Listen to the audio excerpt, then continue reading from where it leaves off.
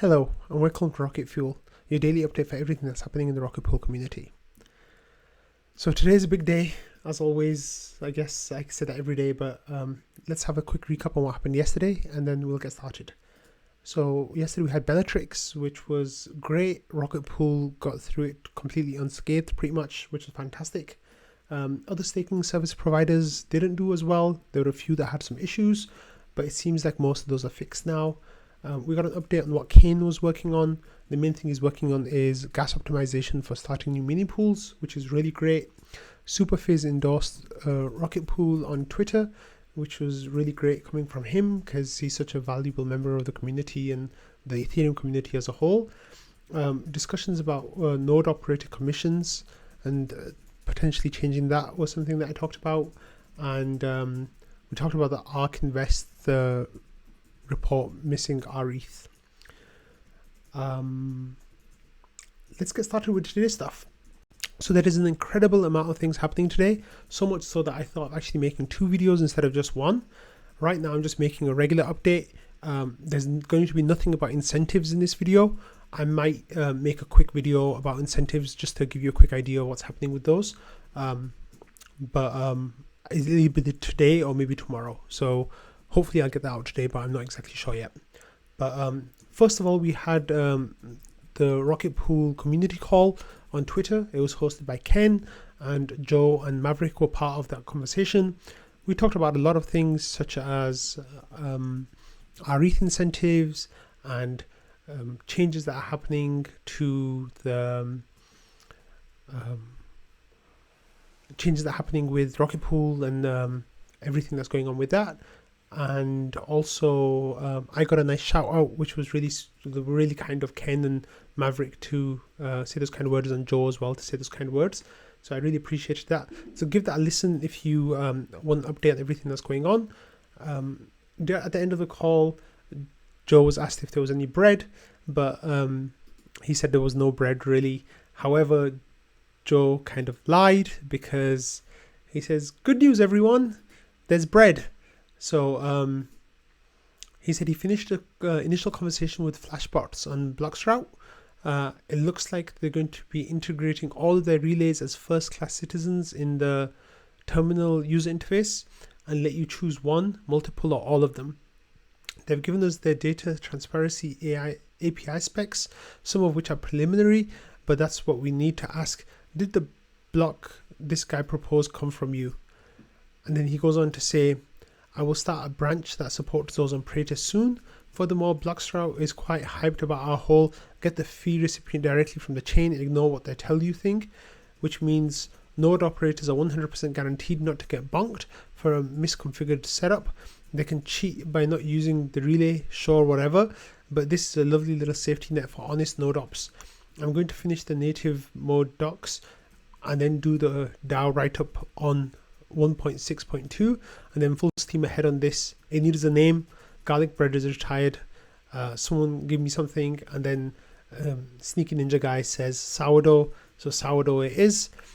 So this is really big news, and it's Joe goes on to say that from this day forth, the official Rocket Pool MEV collaboration with Flashbox and Blockstrat shall be known as sourdough. And let me see. There was, he says realistically it's probably 1 to several months before we formally switch it on, so you'll be able to use it from the beginning. However, it won't be mandatory for you to use from the beginning. However, in the next 1 to several months it will become mandatory for you to use that. So what do we have from these relays? We have one from Flashbots, which collects MEV. However, it also censors Tornado Cash transactions. Then we have one from Blockstrat, which they're calling their ethical MEV. So that has like non-sandwiching and non-front-running. I think there's some like limitations to the kind of MEV that one collects. And then they have Blockstrat have one called Max Profit, which is non-censoring and allows all kinds of MEV to take place. So like Joe said in the description here, you can actually choose to activate all of them. and then depending which one offers you the best price, basically you can choose that one. So as you are proposing a block, all these block builders will be they'll all be kind of trying to bargain for your block, and then they'll give you that sweet MEV money for it. So that was really great. This next thing really caused a lot of controversy in the community overnight. So Dave made this post, Darkius, on Discord. He says, I'm not going to read it all out to you because it's quite long. He says, hey guys, been working on a few ideas lately for the PDAO, and one struck me as potentially elegant way to keep governance simple going forward, while also keeping the protocol safe against potential attacks, Sybil style wrenching of us and others. So thought I'd float it briefly for feedback in here before specking it out too much in a forum post.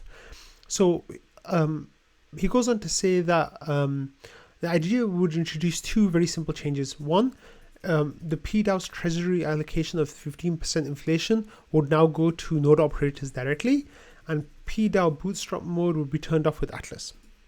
So let me explain what these two are. So right now, when Rocket Pool inflates, there's 100% of its inflation, right? Like 5% per year.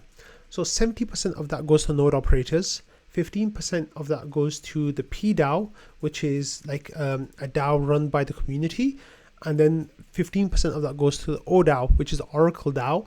And that gets given to people who maintain Oracle services on behalf of Rocket Pool. So think ETH Staker, think Bankless, think Consensus, the client teams, they all run Oracle DAOs, and they get a chunk of that inflation also. Now, what is being suggested here is that 15%, instead of going to the PDAO, would instead go to node operators directly. So instead of getting 75% of RPL, 70% of RPL inflation, they'd be getting 85% instead. That sounds pretty good, right? However, when you look at the second part of it, what it means would be that the PDAO's treasury would have nothing. So there'd be no PDAO anymore. Now, and also bootstrap mode would be turned off with Atlas. So that means that the PDAO currently has some powers of making some changes, and all that would be turned off. So they wouldn't have any powers to make any changes anymore. So the post goes on and describes all the issues that the PDAO has and how it can cause issues in governance, and how removing the PDAO as a vector would make the governance of the whole of Rocket Pool simpler, but also make it a little bit easier. And basically what would happen is the community would be asked to donate some of their income to any group that they want to set up to perform the activities that the PDAO is currently serving. So basically my yield would go up by 15%. However, I can donate whatever amount of that I want to any like ICM, Incentive Management Committee, or whatever, and IMC, Incentive Management Committee, or whoever else I want, and then they could use that however they want. So the treasury would no longer exist as it does now, and blah blah blah. So, but what the current PDAO treasury RPL I'd propose is given to a multi-sig similar to the IMC style. Set it with promise that it's used to give Gitcoin grants to valuable community projects such as the Event Spot by Invis, Rocket Scan by Pieter, or more in the future. So this probably should have been a forum post. So there was a lot of information here, and there was a lot. People didn't like it. A lot of people didn't like it. Like, I don't think I saw a few people trying to be kind of diplomatic with it, like Wander and Ken, but the majority of people didn't like it. And it's a really, really interesting discussion for you to read, because it's just so it really puts the community's points forward, and really lets the team know about like the things that we value. And for taking that away from us basically is something that we don't want to do easily or at all, basically. So I really recommend that you go and read some of these. The actual discussions in governance are a lot more formal. If you look at the discussion that took place in trading at the same time, it's full with more vitriol, let's just say. So it started here, like penny for your thoughts, and mine is currently, wait, not that, sorry. So when we just get going over here, and I resent you for telling me that it was posted. What the shit? No offense to Dave. I'm just strongly against that idea. I had a similar, and these are people like who are very important to the community. You know, like that's Jasper who said that. Patches said I have a similar gut reaction, which often means I need to think longer about things, but I'm thinking and I still don't like it. And then not sure replies by saying remove the PDAO, no funds, no power. That's what basically the gist of the article was. And Bossy was like, so why does he want this? And then Patches has a counter proposal saying get rid of the ODAO inflation, let PDAO vote on how much we pay ODAO. There was a lot of negativity about this. And then Kalurduran, sorry about that pronunciation, said, am I allowed to be more honest in trading than I am in governance? I can't speak to the PDAO guardianship side of things, but getting rid of the treasury and making it voluntary donations is fucking ludicrous. And I spent most of the second class session in an intro level college government course teaching 18-year-olds why collective action usually fails and why government and taxes developed over time as a way of forcing people to contribute.